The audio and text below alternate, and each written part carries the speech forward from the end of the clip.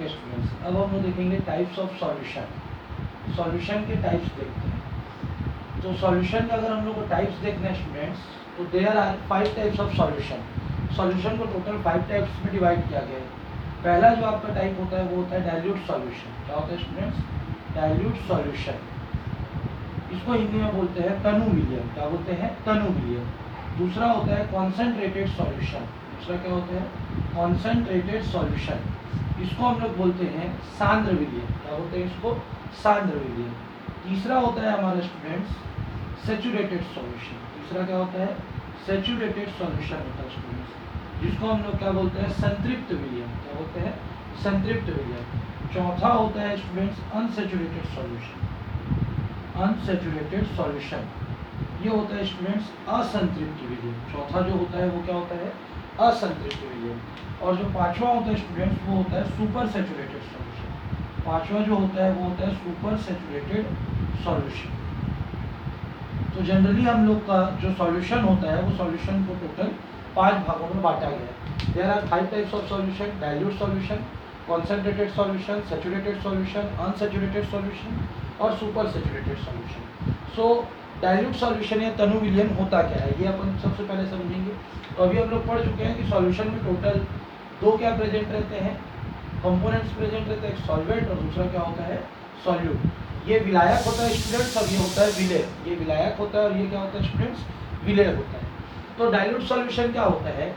यदि if solvent particles are more than solute particles, solvent particles are more than solute particles, यदि solvent का मान solute से क्या हो जाता है? ज़्यादा हो जाता है स्टूडेंट्स, तो इसको हम लोग डाइल्यूट सॉल्यूशन बोलते हैं। मतलब विलेय का मान विलायक से कम होता है। विलेय का मान विलायक से कम होता है। ये विलायक है, ये विलेय है। विलायक का मान ज़्यादा है और विलेय का मान कम है, तब इस विलयन को हम लोग कौन सा विलयन बोलेंगे? तनु विलयन बोलेंगे। When solvent particles are more than solute particles, then such solution is called dilute solution. जब विलायक के अणुओं की संख्या विलेय के अणुओं की संख्या से अधिक होती है तब वो क्या कहलाता है? तनु विलयन कहलाता है स्टूडेंट। जैसे हमने एक गिलास पानी लिया, उसमें 1 चम्मच क्या डाल दिया? नमक डाल दिया। 1 चम्मच नमक डाल दिया। 1 गिलास पानी में 1 चम्मच नमक, तो ये आपका कौन सा सॉल्यूशन हो गया? डाइल्यूट सॉल्यूशन हो गया स्टूडेंट्स। अगला आ जाता है concentrated solution. Concentrated solution dilute solution का जस्ट अपोजिट होगा। इसका मतलब क्या होगा? सॉल्वेंट पार्टिकल्स की तुलना में सॉल्यूट पार्टिकल्स ज़्यादा प्रेजेंट होंगे। सॉल्वेंट की तुलना में सॉल्यूट पार्टिकल्स ज़्यादा प्रेजेंट होंगे। मतलब विलायक की मात्रा में विलायक की तुलना में विलेय की मात्रा अत्यधिक होगी, तो इसको हम लोग कौन सा सॉल्यूशन बोलेंगे? Concentrated solution. सॉल्वेंट की वैल्यू सॉल्यूट की तुलना में कम हो जाएगी, तो ये सॉल्यूशन क्या कहलाएगा? कॉन्सेंट्रेटेड सॉल्यूशन कहलाएगा। लेकिन याद रखेंगे इसकी तुलना में ज़्यादा होगा ना, डाइल्यूट की तुलना में ज़्यादा होगा। ये नहीं कि 1 गिलास पानी लिए और 1 गिलास इसमें नमक डाल दिए, इट इज़ नॉट पॉसिबल। 1 चम्मच की बजाय 4-5 चम्मच डाल रहे हैं हम लोग। क्या डाल दे रहे हैं? 4 या 5 चम्मच नमक डाल रहे हैं। इसके कंपैरिजन में ये कॉन्सेंट्रेटेड है। क्लियर हो गया? ऐसा नहीं है कि 1 गिलास पानी लगे 1 गिलास नमक को डाल देंगे तो कॉन्सेंट्रेटेड हो जाएगा। तीसरा आएगा आपका स्टूडेंट सैचुरेटेड सॉल्यूशन। तीसरा आपका क्या आ जाएगा? Saturated solution. तो सैचुरेटेड सॉल्यूशन एक ऐसा सॉल्यूशन होता है जिसमें और अत्यधिक मात्रा में कॉन्सेंट्रेटेड होने का, कोई सा भी सॉल्यूशन कॉन्सेंट्रेटेड हो गया, सांद्र विलयन हो गया। सांद्र विलयन की तुलना में जब इसमें और ज़्यादा मात्रा में हम लोग सॉल्यूट को घोल सकते हैं, सांद्र विलयन की तुलना में, तो हम लोग सैचुरेटेड सॉल्यूशन देख रहे थे स्टूडेंट। सैचुरेटेड सॉल्यूशन में क्या होता है? कॉन्सेंट्रेटेड सॉल्यूशन में एक लिमिट तक के ही हम लोग क्या कर सकते हैं? उसमें सॉल्यूट पार्टिकल घोलते रहते हैं। सैचुरेटेड सॉल्यूशन एक ऐसा सॉल्यूशन होता है जिसमें एक लिमिट के बाद सॉल्यूट पार्टिकल्स घुलना बंद हो जाते हैं। सैचुरेटेड मतलब संतृप्त विलयन। संतृप्त विलयन में क्या होता है? एक लिमिट के बाद और अत्यधिक मात्रा में हम लोग किस पार्टिकल को घोल नहीं सकते? सॉल्यूट पार्टिकल्स को नहीं घोल सकते। जिसमें और अत्यधिक मात्रा में हम लोग नहीं घोल सकते उस सॉल्यूशन को क्या बोलेंगे? सैचुरेटेड सॉल्यूशन बोलेंगे स्टूडेंट्स। क्लियर? इसके बाद क्या आ जाएगा? Unsaturated solution. अनसैचुरेटेड सॉल्यूशन नाम से ही क्लियर है, जिसमें और अत्यधिक मात्रा में सॉल्यूट पार्टिकल्स को घोला जा सकता है, वो क्या कहलाएगा? Unsaturated solution. संतृप्त विलयन क्या होगा? एक ऐसा विलयन जिसमें और अत्यधिक मात्रा में सॉलिड पार्टिकल नहीं घोला जा सकता। अनसैचुरेटेड सॉल्यूशन एक ऐसा सॉल्यूशन होगा या असंतृप्त विलयन एक ऐसा विलयन होगा जिसमें और अत्यधिक मात्रा में किसको घोला जाता है? सॉलिड पार्टिकल्स को घोला जा सकता है। लिख देते हैं यहाँ पे, solute particles are not dissolved and solute particles are further dissolved, और ज्यादा घोल सकते हैं।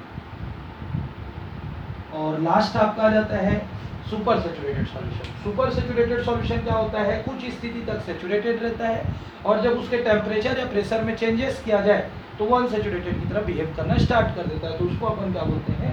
Super saturated solution. मतलब शुरू वो संतृप्त विलयन की तरह कार्य करेगा, लेकिन उसके तापमान में एवं दाब में परिवर्तन करने के कारण वो यदि असंतृप्त विलयन की तरह कार्य करे तो उसको अति संतृप्त विलयन बोलते हैं।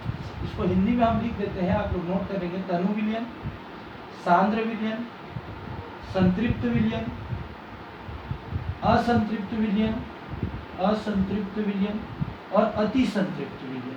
अति संतृप्त विलयन, अति संतृप्त विलयन। ये क्लियर हो गया students? If you have any doubt then you can ask.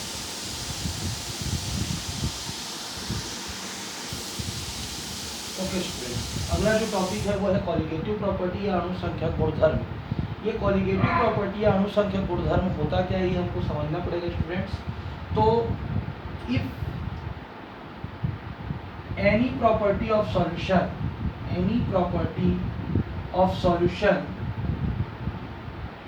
depends upon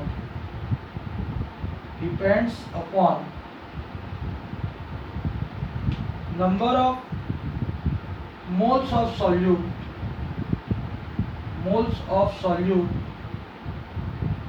but does not depends upon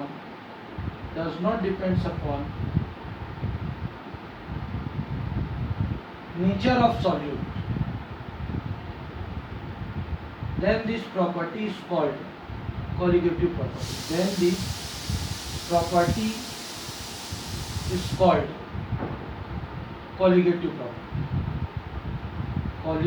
property. इसका मीन्स क्लियर हो गया होगा स्टूडेंट्स। अगर किसी भी सॉल्यूशन का एक ऐसा प्रॉपर्टी जो किस पे डिपेंड करता है? Number of moles of solute के मोल्स पे डिपेंड करता है, और किस पे डिपेंड नहीं करता? उसके नेचर पे, मतलब सॉलिड है, लिक्विड है, गैस है, किस फॉर्म में है, इस चीज़ पे डिपेंड नहीं करता, सिर्फ कितना है इस चीज़ पे डिपेंड करता है। तो ये प्रॉपर्टी क्या कहलाती है स्टूडेंट्स? कॉलिगेटिव प्रॉपर्टी कहलाती है। हिंदी में अगर देखें, विलयन का एक ऐसा गुण जो विलेय के अणुओं की संख्या पर निर्भर करता है। किस पर निर्भर करता है? विलेय के अणुओं की संख्या पर निर्भर करता है। विलेय की प्रकृति पर, वो ठोस है, द्रव है, गैस है, इस पर निर्भर ना करके वो कितनी मात्रा में है इस चीज पर निर्भर करता है। तो ये क्या कहलाता है स्टूडेंट्स? अणुसंख्यक गुणधर्म कहलाता है स्टूडेंट्स। क्लियर हो गया आप लोगों को? अब इसके लिए टोटल हमको इस चैप्टर में 4 टॉपिक्स स्टडी करना है। पहला स्टडी करना है relative lowering of vapour pressure. क्या स्टडी करना है? Relative lowering of vapour pressure. Vapour pressure का रिलेटिव लोअरिंग, वाष्प दाब में आपेक्षिक अवनमन।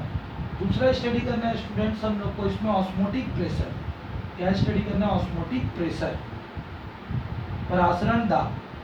तीसरा हमको स्टडी करना है, एक बार फिर से बोल देता हूँ, relative lowering of vapour pressure, वाष्प दाब में आपेक्षिक अवनमन। वाष्प दाब में आपेक्षिक अवनमन, इसको परासरण दाब बोलते हैं। तीसरा हमको स्टडी करना है elevation in boiling point. Elevation in boiling point, क्वथनांक में उन्नयन। और चौथा हमको स्टडी करना है depression in freezing point. Depression in freezing point, हिमांक में अवनमन। ये 4 स्टडी हमको करना है कॉलिगेटिव प्रॉपर्टीज के अंतर्गत। इसके लिए आप डेफिनेशन को नोट भी कर सकते हैं। Okay students,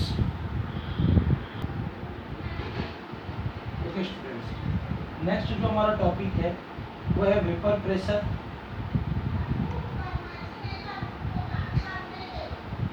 and Raoult's law. Hindi में इसको लिखेंगे तो क्या लिखेंगे? वाष्पदा एवं राउल्ट का नियम, राउल्ट का नियम, ये हमको टॉपिक को देखना है स्टूडेंट।